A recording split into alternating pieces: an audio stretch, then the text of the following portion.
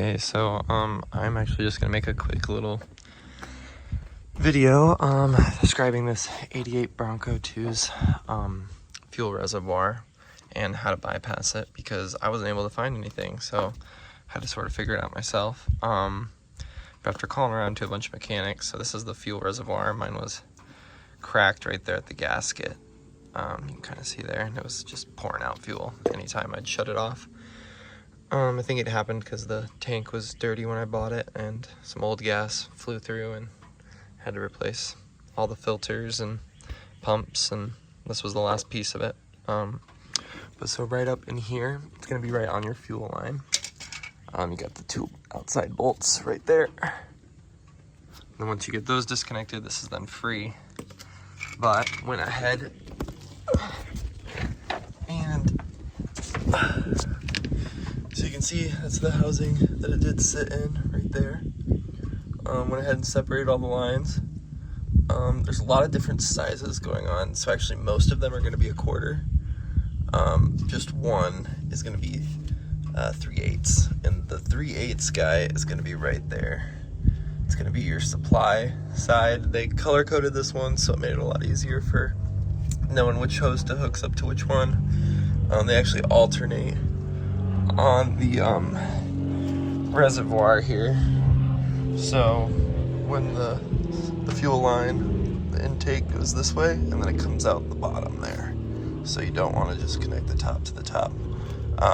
But yeah, so actually all of these, I started with this one, was the first one I cut off, so I thought I needed 3/8 on all of them, but it turns out I needed other sides, but I wanted to keep the hose I already had cut and clamped, so just went in and got reducing barbs on that.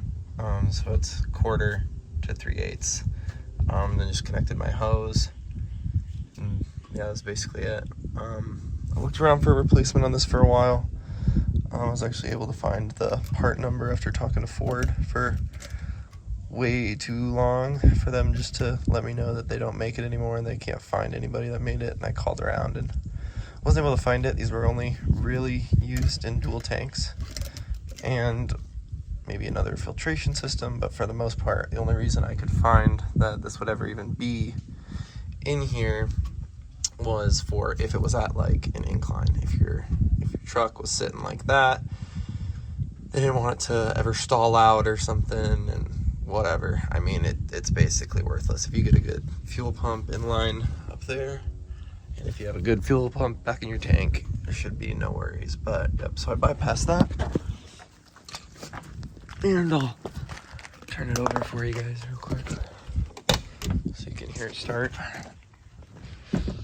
Idle's a little bit higher now. It was also a worry of mine that I was gonna check out, see if I could adjust the idle, because it wanted to idle pretty quiet. So it was sitting at about 800 RPMs beforehand. Now that I have bypassed that, it's actually sitting at about 1200, which is perfect. That's what I was looking for.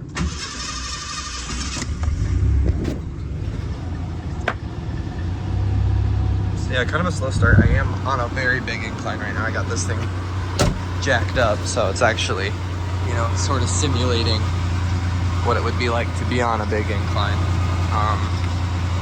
But yeah, runs great. Haven't ran into any issues yet.